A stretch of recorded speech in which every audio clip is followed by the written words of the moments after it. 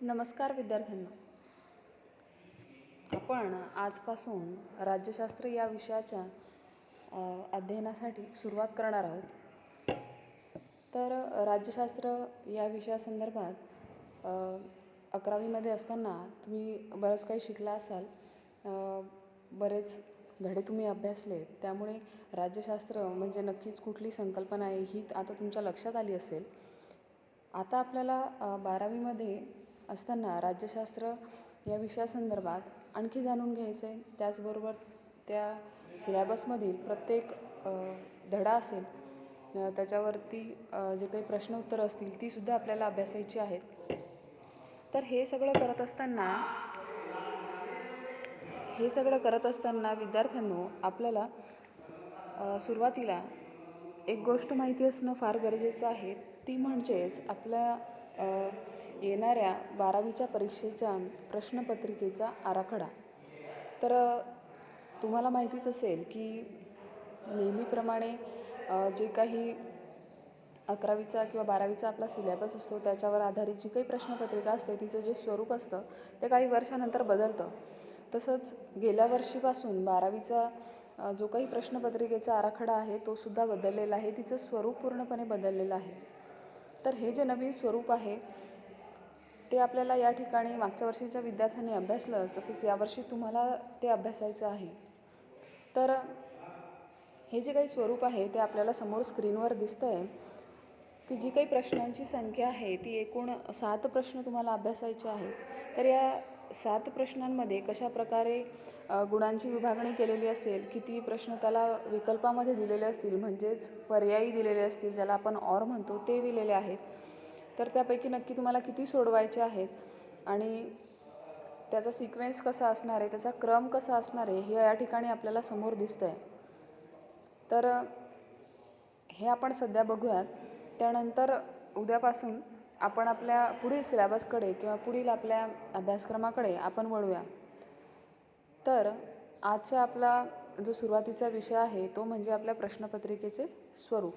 तर कशा प्रकारचे प्रश्न आपल्याला अभ्यासायचे आहेत, तर सुरुवातीला आपल्याला प्रश्न क्रमांक 1 या ठिकाणी दिसतो आहे. तर इथे आपल्याला दिसतं आहे अ, ब, क, ड आणि ई अशा प्रकारचे 5 वेगवेगळ्या प्रकारचे प्रश्न या ठिकाणी तुम्हाला सोडवायचे आहेत. पण हे सगळे जे प्रश्न आहेत यांना एक प्रकारे जे वेटेज आहे किंवा जे काही त्यांना मार्क्स दिलेले आहेत ते अगदी एकेका मार्कांचे ते प्रश्न आहेत. उदाहरणार्थ जो अ प्रश्न आपल्याला या ठिकाणी दिलेला दिसतो आहे तो कशा पद्धतीचा असेल, तर कंसातील योग्य पर्याय निवडून विधाने पूर्ण करा. म्हणजे एक प्रकारे जे काही तुम्हाला वाक्य दिलेलं असेल त्या वाक्याच्या नंतर एक कंस दिलेला असेल, तिथे काही पर्याय तुम्हाला दिलेले असतील आणि त्यापैकी एक पर्याय तुम्हाला फक्त निवडायचा आहे आणि त्या ठिकाणी लिहायचं आहे. म्हणजे या ठिकाणी तुम्हाला स्वतःहून जास्तीत जास्त काही लिहिण्याची आवश्यकता नाही. फक्त 1 मार्कांचा प्रश्न आहे आणि त्या ठिकाणी त्याला 5 मार्क्स आहेत. म्हणजे 5 मार्कांसाठी 5 पर्याय तुम्हाला निवडायचे आहेत आणि तिथे लिहायचे आहेत. क्लिअर? तर या ठिकाणी आणखी पुढे तसाच पद्धतीचा एक प्रश्न दिला आहे ज्यामध्ये सुद्धा तुम्हाला ऑलरेडी पर्याय असतील आणि फक्त तुम्हाला तिथे बघून लिहायचं आहे. बरोबर? म्हणजे जर आपण या प्रश्नासाठी सुद्धा एक गोष्ट अतिशय महत्त्वाची आहे, जरी इथे पर्याय उपलब्ध असले तरीसुद्धा तुम्ही जर बारकाईने त्या विषयाचा अभ्यास केलात, प्रत्येक प्रकरणाचा अभ्यास केलात, तरच तुम्हाला हे जे काही अगदी सोपे वाटणारे प्रश्न आहेत, पर्यायी प्रश्न आहेत, ते सोडवणं सोपं जाईल. फक्त गरज आहे ते बारकाईने प्रत्येक धडा असेल त्या धड्यातली जी काही माहिती असेल ती वाचण्याची. तर बघा पुढीलपैकी गटातील चुकीची जोडी दुरुस्त करून पुन्हा लिहा. इथे काही देश असतील, त्या देशातली काही महत्त्वाची लोकं असतील किंवा मग काही आणखी अशाच काही महत्त्वाच्या जोड्या ज्या ठिकाणी तुम्हाला लिहून दिलेल्या असतील आणि ह्या जोड्या तुम्हाला दुरुस्त करून लिहायच्या आहेत. अगदी योग्य पर्याय त्यासोबत जोडवून त्या तुम्हाला पुन्हा लिहायच्या आहेत. इथे सुद्धा थोडं इझी काम तुमचं केलेलं आहे. हे असणार आहे तुम्हाला 3 मार्कांसाठी. म्हणजे या ठिकाणी 3 मार्कांसाठी तुम्हाला हा प्रश्न लिहायचा आहे. आणखी क मध्ये तुम्हाला दिलेला आहे, दिलेल्या पर्यायांपैकी योग्य पर्याय निवडून विधाने पूर्ण करा. परत एकदा तशाच पद्धतीचा प्रश्न इथे आहे. काही तुम्हाला ऑप्शन दिलेले असतील, काही पर्याय तुम्हाला दिलेले आहेत आणि त्या पर्यायांना तुम्हाला त्यापैकी एक योग्य असा पर्याय निवडायचा आहे आणि तुमच्या उत्तरामध्ये लिहायचं आहे आणि ते वाक्य तुम्हाला पूर्ण करायचं आहे. हा प्रश्न तुम्हाला 4 मार्कांसाठी असेल. म्हणजे जे आपण धडे अभ्यासणार आहोत, जी प्रकरणं आपण अभ्यासतोय ती अभ्यासताना प्रत्येक वाक्य आपण केअरफुली ऐकू किंवा जी काही महत्त्वाची विधानं आहेत त्यांना तुम्ही मार्क करत चला. म्हणजे हे सगळं अभ्यासताना प्रकरणं शिकतानाच ह्या गोष्टींचा अभ्यास तिथेच तुमचा झालेला असेल. पुढचा आणखी प्रश्न आपल्याला या ठिकाणी दिसतोय. ड म्हणून दिलेल्या विधानांसाठी समर्पक संकल्पना लिहा. काही विधानं तुम्हाला त्या ठिकाणी दिलेली असतील आणि त्याचं जे काही योग्य उत्तर आहे एका शब्दामध्ये, ते उत्तर त्यालाच आपण समर्पक संकल्पना असं म्हणतो, ते तुम्हाला त्या ठिकाणी लिहायचं आहे. आता हे तुम्हाला स्वतःहून लिहायचं आहे. ती समर्पक संकल्पना तुम्हाला स्वतः ती गोष्ट लक्षात ठेवायची आहे ज्यावेळेस तुम्ही धडा वाचणार आहात किंवा अभ्यासणार आहात. तर अशा पद्धतीचा हा सुद्धा प्रश्न आहे. हा पण 4 मार्कांसाठी असेल. इथे तुम्हाला 4 वाक्य दिलेली असतील किंवा 4 विधानं असतील आणि त्याची जी काही मूळ संकल्पना असेल ती त्या ठिकाणी तुम्हाला एका शब्दामध्ये लिहायची आहे.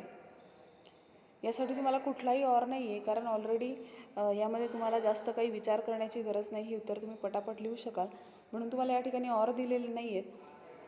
पुढचा सुद्धा अशाच पद्धतीचा प्रश्न आहे, ज्याला आपण पर्यायी प्रश्न आपण बघतोय की कशा पद्धतीचे आहेत.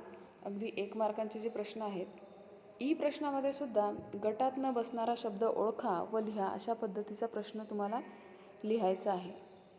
काही वेगवेगळे गट त्या ठिकाणी दिसतील तुम्हाला प्रश्नांचे केलेले आणि त्यामध्ये एक ऑड असा, एक विरुद्ध असा शब्द त्या ठिकाणी लिहिला गेलेला असेल आणि तुम्हाला तोच शब्द ओळखायचा आहे. उदाहरणार्थ, जर संयुक्त राष्ट्रसंघांची तिथे संयुक्त राष्ट्रांची तिथे नावं असतील तर एखादं असं राष्ट्राचं नाव तिथे दिलेलं असेल की जे त्या संयुक्त राष्ट्रांमध्ये नसेल. मग यासाठी तुम्हाला संयुक्त राष्ट्र ही संकल्पना माहिती असणं गरजेचं आहे. म्हणजेच काय तर तुम्ही जे काही लिहिताय ते त्या ठिकाणी तुमच्या लक्षात येणं गरजेचं आहे. ती संकल्पना तुम्हाला कळणं गरजेचं आहे. तरच तुम्ही तो गटात न बसणारा शब्द ओळखू शकाल आणि लिहू शकाल. तर अशा पद्धतीचे हे ऑब्जेक्टिव्ह टाईप प्रश्न आपण अभ्यासलेत. तर या प्रश्नांना कुठलेही ऑर नाही आहेत, पण पुढे काही असे प्रश्न असणार आहेत आपल्याला की ज्यासाठी बोर्डाने तुम्हाला काही ऑरसुद्धा दिलेले आहेत. म्हणजे तुम्ही निवडू शकता की यातला तुम्हाला कुठला प्रश्न लिहायचा आहे. हा झाला प्रश्न क्रमांक 1. आता पुढे आपण बघूया प्रश्न क्रमांक 2 मध्ये नक्की कसे प्रश्न तुम्हाला लिहायचे आहेत, तिचे उत्तरं किती अपेक्षित आहेत. पुढील संकल्पना चित्रे पूर्ण करा. आता बघा, अशा पद्धतीचा प्रश्न तुम्ही इतर विषयांमध्ये सुद्धा अभ्यासला असेल. म्हणजे जवळपास प्रत्येक विषयांची जी काही प्रश्नपत्रिका आहे, जिला आपण ॲक्टिव्हिटी शीट म्हणतो एक प्रकारे किंवा कृतीपत्रिका म्हणतो, त्यामध्ये सुद्धा अशा प्रकारचे प्रश्न तुम्हाला आहेत. मग इंग्लिश असेल, मराठी असेल, या विषयांमध्ये सुद्धा तुम्हाला अशा पद्धतीचा प्रश्न अभ्यासायचा आहे. ज्याला आपण इंग्लिशमध्ये वेब असं म्हणतो. म्हणजेच एक प्रकारे जाळं असेल किंवा मग काही पॉईंट्स तुम्हाला त्या ठिकाणी लिहून दिलेले आहेत, काही मुद्दे लिहून दिलेले असतील आणि एक मुद्दा जर दिलेला आहे तर बाजूचे 4 मुद्दे त्यांनी सोडून दिलेले असतील, ते तुम्हाला भरायचे आहेत. म्हणून या ठिकाणी 4 मार्क्स दिलेले तुम्ही बघतायत की संकल्पना चित्र पूर्ण करा, यासाठी तुम्हाला 4 मार्क अपेक्षित आहेत. तर जर आपण त्या 4ही संकल्पना अगदी योग्य लिहिल्यात तर त्या ठिकाणी 4ही मार्क्स तुम्हाला मिळतील. तर असा एक संकल्पना चित्र तुम्हाला पूर्ण करायचं आहे, ज्याला कुठलाही ऑर नाही आहे. म्हणजे जर या ठिकाणी तुम्ही चुकलात तर जर त्यातला पॉईंट तुमचा चुकला, जर मुद्दा तुमचा चुकला असेल तर तुम्हाला त्या ठिकाणी तेवढे मार्क्स तुमचे आपोआप कमी होतील. तर अशा पद्धतीने या प्रश्नाचा सुद्धा आपल्याला सराव करायचा आहे. ज्यावेळेस आपण धडे अभ्यासणार आहोत त्यावेळेस काही महत्त्वाच्या गोष्टी असतील, काही राष्ट्र असतील, त्यांच्याबद्दलच्या काही महत्त्वाच्या नोंदी असतील, त्या ठिकाणी त्या तुम्हाला करायच्या आहेत. कारण असे प्रश्न तुम्हाला या ठिकाणी विचारले जाऊ शकतात. प्रश्न दुसरा ब मध्ये आपल्याला बघायचं आहे, पुढील नकाशाचे निरीक्षण करून पुढील प्रश्नांची उत्तरे लिहा. तुमच्या लक्षात येईलच पुढे जसं जसं आपण अभ्यास करणार आहोत राज्यशास्त्राचा, की आत्तापर्यंत आपण भारताबद्दल असेल किंवा आपल्या देशातल्या लोकशाहीबद्दलचं सगळं तुम्ही 10वीपर्यंत अभ्यासलं असेल. आता यापुढे तुम्हाला 11वी-12वीमध्ये जो काही अभ्यास शिकायचा आहे तो सगळा देशाच्या बाहेरचा, म्हणजे जगाच्या संदर्भात आपण अभ्यासणार आहोत. म्हणून पुढे जो काही नकाशा तुम्हाला दिला जाईल तो अगदी जगाचा नकाशा असेल आणि त्यावर आधारित काही प्रश्न तुम्हाला विचारलेले असतील इतर राष्ट्रांशी संबंधित, आणि त्या प्रश्नांची उत्तरं असेल त्याबद्दलची माहिती तुम्हाला त्या प्रश्नांमध्ये लिहायची आहे. नकाशा बघून त्याचं अवलोकन करून त्याला समजून जे प्रश्न आपण सोडवणार आहोत ते 5 मार्कांचे असणार आहेत आणि ते त्या ठिकाणी तुम्हाला लिहायचे आहे. पुढे आपण बघतोय प्रश्न क्रमांक 2 या ठिकाणी आपण बघितला तर जी विशिष्ट एखादी संकल्पना असेल किंवा मग संकल्पना चित्रासंदर्भात मी तुम्हाला माहिती दिलीच, त्याबरोबर नकाशाबद्दलची आपण इथे माहिती बघितली. नकाशाबद्दलसुद्धा बरेच प्रश्न तुम्हाला विचारले जातील, त्यावेळेस तुम्हाला नकाशाचं निरीक्षण करायचं आहे आणि त्यावर आधारित त्या प्रश्नांची उत्तरं तुम्हाला लिहायची आहेत. पुढे जो आहे प्रश्न क्रमांक 3, पुढील विधाने चूक की बरोबर ते सकारण लिहा.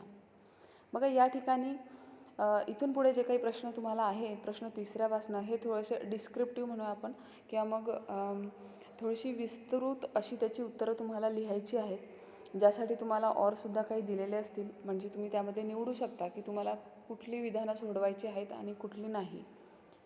तर या ठिकाणी तुम्हाला 7 ऑर दिलेले असतील. 7 पैकी कोणतेही 5 विधानं चूक किंवा बरोबर हे तुम्हाला ओळखायचं आहे, ज्याबद्दल तुम्हाला कन्फर्म माहिती आहे अगदी व्यवस्थित.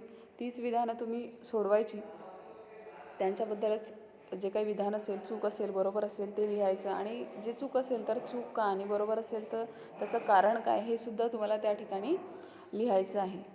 आणि या ठिकाणी तुम्ही बघितलं असेल या प्रश्नाला प्रत्येक विधानासाठी 2 मार्क्स, 5 जर विधान आहे तर त्याला 10 मार्क्स या ठिकाणी दिलेले तुम्हाला दिसत आहेत. तर जे काही तुम्ही चूक किंवा बरोबर लिहिणार आहात ते जर अगदी योग्य लिहिलं तर त्या ठिकाणी 1 मार्क्स तुम्हाला मिळेल आणि तुम्ही जे कारण देणार आहात त्यासाठी सुद्धा तुम्हाला तिथे 1 मार्क्स दिलेला आहे. तर या वस्तुनिष्ठ प्रश्नांप्रमाणेच विधाने चूक किंवा बरोबर ओळखले तर प्रत्येकी तुम्हाला 1 गुण त्या ठिकाणी आहेच, त्याबरोबर असे एकूण टोटल 5 गुण तुम्हाला मिळणार आहे. म्हणजे काळजीपूर्वक जर तुम्ही अभ्यास केला तर हे पूर्ण जे काही गुण आहे ते पूर्ण मार्क्स आहेत हे तुम्हाला मिळतीलच. आणि याचं जे काही तुम्ही कारण एक्सप्लेन करणार आहात, तिथे लिहिणार आहात, त्यालासुद्धा तुम्हाला 1 मार्क मिळेल. सो म्हणूनच विधान जर चुकीचं असेल तर त्याचं नेमकं उत्तर माहीत तुम्हाला असायलाच हवं. आता उदाहरणार्थ एक वाक्य या ठिकाणी मी तुम्हाला सांगते, चीन सार्क संघटनेचा सदस्य देश आहे, असं जर तुम्हाला उदाहरण दिलेलं आहे, बरोबर. या ठिकाणी प्रश्न 3मध्ये चूक किंवा बरोबर आपण बघतोय. या ठिकाणी जर एक विधान तुम्हाला असं दिलं आहे, उदाहरणार्थ चीन हा सार्क संघटनेचा सदस्य देश आहे. आता यासाठी सार्क संघटना म्हणजे काय, त्याचे सदस्य राष्ट्र कुठले, ही संकल्पना आधी तुमची क्लिअर असायला हवी, याबद्दल तुम्हाला पूर्ण माहिती असायला हवी. जर तुम्हाला या संकल्पनेबद्दल माहिती नसेल, त्याचे सदस्य राष्ट्र कुठले आहेत हे माहिती नसेल, तर हे चूक की बरोबरचं जे विधान आहे हे तुम्हाला सोडवता येणार नाही.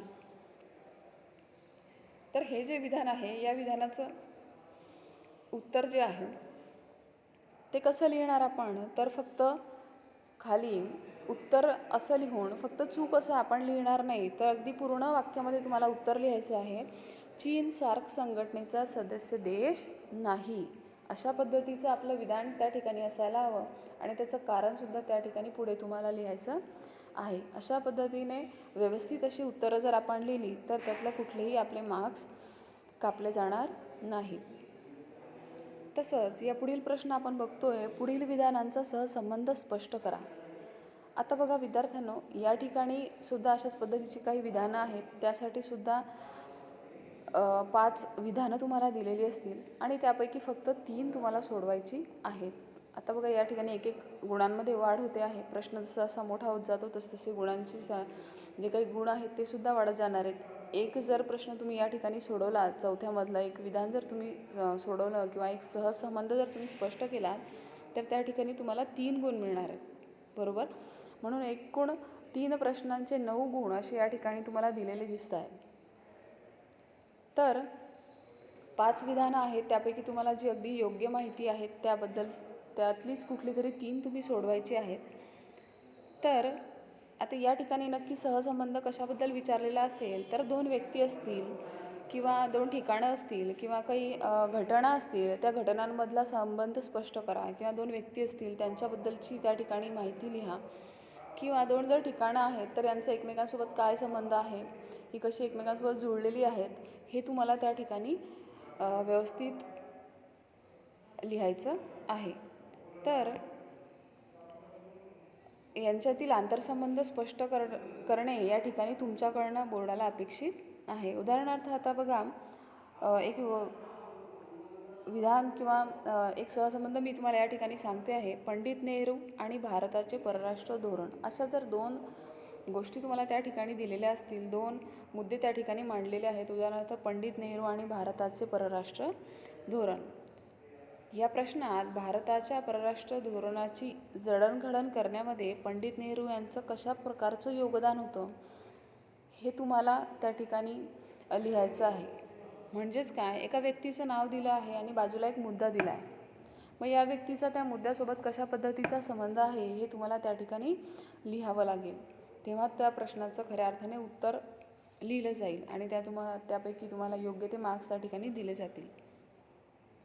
असे 3 गुणांचा एक विधान असणारे, म्हणजे एक जर विधान, एक सहसंबंध तुम्ही योग्य पद्धतीने लिहिलात तर तुम्हाला 3 गुण मिळणार आहे. बरं, मग यासाठी तुम्ही लिखाण किती करणार, किती मुद्दे त्या ठिकाणी मांडणार, तर 3 गुणांसाठी तुम्हाला 3 मुद्दे कमीत कमी लिहिले गेले पाहिजे.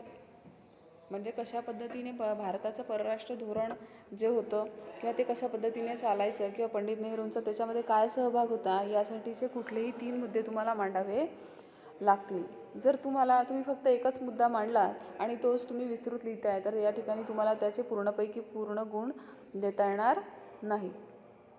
3 मुद्दे लिहिणं तुम्हाला गरजेचे आहे, त्यावेळेस तुम्हाला 3 पैकी तिथे गुण दिले जातील. तर हा झाला सहसंबंध प्रश्न क्रमांक 4. पुढे दिलेला आहे आपल्याला प्रश्न क्रमांक 5. यामध्ये आपण बघतोय की पुढील विषयावर तुमचे मत 25 ते 30 शब्दामध्ये मांडा. 5 पैकी कोणतेही 2. तर ते या ठिकाणी तुम्हाला बरेच असे ऑप्शन दिलेले आहेत, बरेच पर्याय दिले आहेत.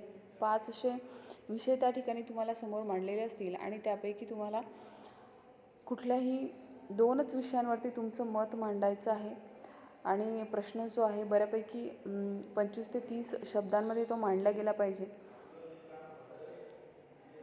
तर अशा पद्धतीने आता याचं उत्तर लिहित असताना किमान त्या ठिकाणी तुमचं मत मांडा म्हटलेलं आहे, तुमचे विचार मांडा असं म्हटलं आहे. म्हणजेच हा प्रश्न उपयोजित स्वरूपाचा आहे. म्हणजे एक प्रकारे तुम्ही इतर विषयांमध्ये अभ्यासलं असेल, मराठीमध्ये सुद्धा उपयोजित प्रश्न तुम्ही अभ्यासले असतील किंवा इंग्लिशमध्ये पर्सनल रिस्पॉन्स असा प्रश्न तुम्ही अभ्यासलेला असेल की ज्या ठिकाणी तुमचं मत विचारलेलं असतं. एखाद्या घटनेबद्दल, एखाद्या विधानाबद्दल तुम्हाला काय वाटतं ते त्या ठिकाणी तुम्ही मांडायचं आहे. तर या ठिकाणी पाठ्यपुस्तकातील 5 बाबींसंबंधी तुमचे मत तुमच्या शब्दात लिहिणे अपेक्षित आहे. प्रत्येक प्रश्नाला 4 गुण असल्याने उत्तरात किमान 4 मुद्दे असावेत. तर या ठिकाणी 4 मार्क तुम्हाला प्रत्येक प्रश्नासाठी असणार आहे. म्हणजे 5व्या प्रश्नामध्ये तुम्हाला जर 2 लिहायचे आहेत तर त्या ठिकाणी 4-4 मार्कांसाठी तुम्हाला ते लिहायचे आहेत. मग आता ते लिहित असताना कशा पद्धतीने आपण तिथे उत्तरं लिहिणार आहोत, तर त्यासाठी तेवढ्याच मार्कांसाठी तेवढेच मुद्दे तुम्हाला लिहायचे आहेत. तर हे मुद्दे लिहित असताना मुद्देसूद पद्धतीने तुम्ही हा प्रश्न मांडायचा आहे आणि तुमचं मत त्या ठिकाणी मांडायचं आहे. पुढे आपण बघतोय प्रश्न क्रमांक 6. पुढील प्रश्नांपैकी 80 ते 100 शब्दामध्ये लिहा. तर या ठिकाणी सुद्धा अगदी मोठा असा प्रश्न आहे. 10 मार्कांचा प्रश्न तुम्हाला इथे दिसतोय. 10 मार्क्स त्याला दिलेले आहेत. म्हणजे प्रत्येकी प्रश्नाला 5 मार्क्स असे असणार आहेत. 4 तुम्हाला पर्याय दिलेले असतील, त्यापैकी कुठलेही 2 प्रश्न तुम्हाला सोडवायचे आहेत आणि या 2 प्रश्नांमध्ये हे दीर्घोत्तरी स्वरूपाचे प्रश्न आहेत. बऱ्यापैकी मोठं असं उत्तर तुमच्याकडनं लिहिलं जाणं अपेक्षित आहे. प्रत्येक मुद्द्याला तुम्हाला त्या ठिकाणी 1-1 गुण असं दिलेला असेल आणि प्रत्येक प्रश्नाला 5 गुण आहेत. म्हणून तुम्हाला 5 गुणांसाठी कमीत कमी 80 ते 100 शब्दामध्ये तुमचं उत्तर व्यवस्थित स्वरूपामध्ये तिथे मांडणं, मुद्देसूद रीतीने ते लिहिणं गरजेचं आहे. तर यासाठी सुद्धा तुमचं बऱ्यापैकी वाचन असणं गरजेचं आहे. तुम्ही जो काही पाठ असेल, जे काही तुमचा धडे असतील अभ्यासाचे, ते व्यवस्थित रीतीने वाचणं, त्याच्याबद्दलची जास्तीची माहिती तुमच्याकडे असणं गरजेचं आहे. त्यावेळेसच या प्रश्नाची तुम्ही व्यवस्थित उत्तरं लिहू शकाल. तर पुढे आपण बघतोय आणखी प्रश्न क्रमांक 7. पुढीलपैकी कोणत्याही एका प्रश्नाचे उत्तर दिलेल्या मुद्द्यांच्या आधारे सुमारे 150 ते 200 शब्दामध्ये लिहा. आता या ठिकाणी तुम्ही बघितलं असेल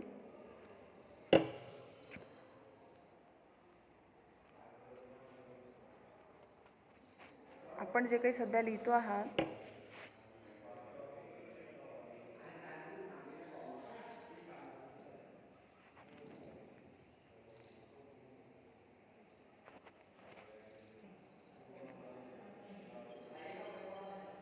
तर बघा विद्यार्थ्यांनो, आपण ही जी प्रश्नपत्रिका अभ्यासतोय यामध्ये अगदी शेवटचा प्रश्न आपण बघतोय. प्रश्न क्रमांक 7. पुढीलपैकी कोणत्याही एका प्रश्नाचे उत्तर दिलेल्या मुद्द्यांच्या आधारे सुमारे 150 ते 200 शब्दामध्ये लिहा. या ठिकाणी तुम्हाला 2 प्रश्न दिलेले असतील आणि त्यापैकी एका प्रश्नाचं अगदी डिस्क्रिप्टिव्ह म्हणजेच अगदी सविस्तर म्हणूया आपण त्याला, असं दीर्घोत्तरी स्वरूपाचं उत्तर तुम्हाला लिहायचं आहे. त्यासाठी त्या ठिकाणी त्या प्रश्नाला 10 मार्क्स असे दिलेले आहेत. तर अगदी व्यवस्थित जर तुम्ही अभ्यास केलेला असेल तर हा सुद्धा प्रश्न लिहिणं अगदी तुम्हाला सोपं जाईल. तर अशा पद्धतीने 80 मार्क जे आहेत, एकूण गुण आपल्या प्रश्नपत्रिकेला आहेत, ते त्या ठिकाणी आपण व्यवस्थित अभ्यासणार आहोतच. तर बघूया आपण ही जी काही गुणांची विभागणी होती ती कशा प्रकारची होती. एकंदरीत एखादं प्रकरण असेल, ते तुम्ही अभ्यासताय, तर पण ते प्रकरण अभ्यासण्या अगोदर त्या प्रकरणाला एकूण प्रश्नपत्रिका ज्यावेळेस काढली जाईल त्यावेळेस त्या प्रकरणावर किती मार्कांचे प्रश्न तुम्हाला सोडवायचे आहेत हे या ठिकाणी तुम्हाला लिहिलेलं दिसतंय. तर तुम्ही बघू शकता, जर पहिलं प्रकरण जे आहे त्या प्रकरणाचं नाव आहे 1991 नंतरचे जग. आता हा जो काही पाठ आपण अभ्यासणार आहोत, हे प्रकरण आपण अभ्यासणार आहोत, तर या प्रकरणाला एकूण 19 मार्क्स असे दिलेले आहेत. म्हणजे हे मार्क्स, हे जे गुण आहेत या ठिकाणी दिलेले, यावरून तुमच्या एक गोष्ट लक्षात येईल की आपण कोणत्या प्रकरणाचा किती अभ्यास करायचा, कोणत्या प्रकारचे प्रश्न आपण अभ्यासायचे. त्यानंतर दुसरं जे प्रकरण आहे 1991 नंतरच्या महत्त्वाच्या संकल्पना आणि समस्या, जागतिकीकरण. तर हे प्रकरणसुद्धा आहे, यालासुद्धा 19 मार्क्स आपल्या प्रश्नपत्रिकेमध्ये असणार आहेत. म्हणजे तुम्ही व्यवस्थित जर अभ्यास केला असेल तर ते 19 मार्क्स मिळवणं तुमच्यासाठी अगदी सहज आणि सोपं असेल.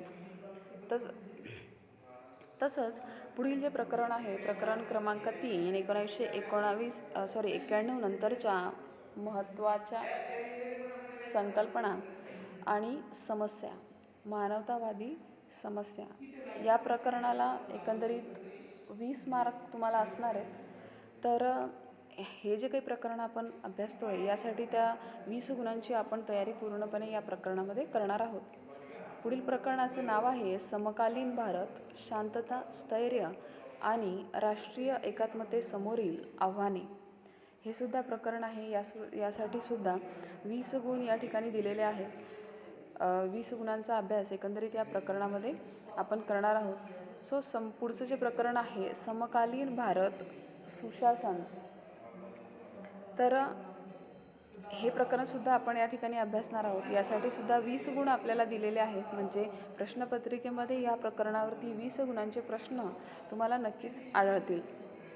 आणि शेवटचं प्रकरण जे आहे भारत आणि जग, या प्रकरणावर सुद्धा 20 गुणांचे प्रश्न विचारलेले असतील. आणि हे जे प्रश्न आहेत, प्रत्येक प्रश्नामध्ये एक अशा पद्धतीने या गुणांची सगळी विभागणी केलेली असेल. तर अशा पद्धतीचे हे पूर्ण 118 मार्कांचे प्रश्न आहेत. प्रश्नपत्रिका 80 मार्कांची असणार आहे, पण 118 मार्क्स कसे, तर हे सगळे तुमचे विकल्प पकडून जे पर्यायी गुण आहेत ते सुद्धा यामध्ये अंतर्भूत केलेले आहेत. म्हणून या ठिकाणी तुम्हाला 118 दिसत आहेत. आपल्याला सोडवायचे फक्त 80 मार्कांचे प्रश्न आहेत. तर हे जे काही आहे अशा पद्धतीचा अभ्यास आपल्याला करायचा आहे आणि अशा पद्धतीने आपलं आपला जो काही प्रश्नपत्रिका आहे ते स्वरूप आपण बघितलं. यानंतरच्या पुढील आपल्या लेक्चरमध्ये आपण पुढील आपल्या तासामध्ये आपण आपल्या प्रकरणांना सुरुवात करणार आहोत. तत्पूर्वी सर्व विद्यार्थ्यांनी राज्यशास्त्राचं पुस्तक, टेक्स्टबुक तसंच त्यासाठीची एक वेगळी नोटबुक तुम्हाला करायची आहे, एक वेगळं रजिस्टर तुम्हाला लावायचं आहे, ज्यामध्ये तुम्हाला जे काही स्वाध्याय दिले जातील ते त्या ठिकाणी तुम्हाला सोडवायचे आहेत. आजचा आपला तास आपण इथेच थांबतो आहे. उद्या भेटूया आपण आपल्या पुढच्या तासामध्ये. तोपर्यंत धन्यवाद.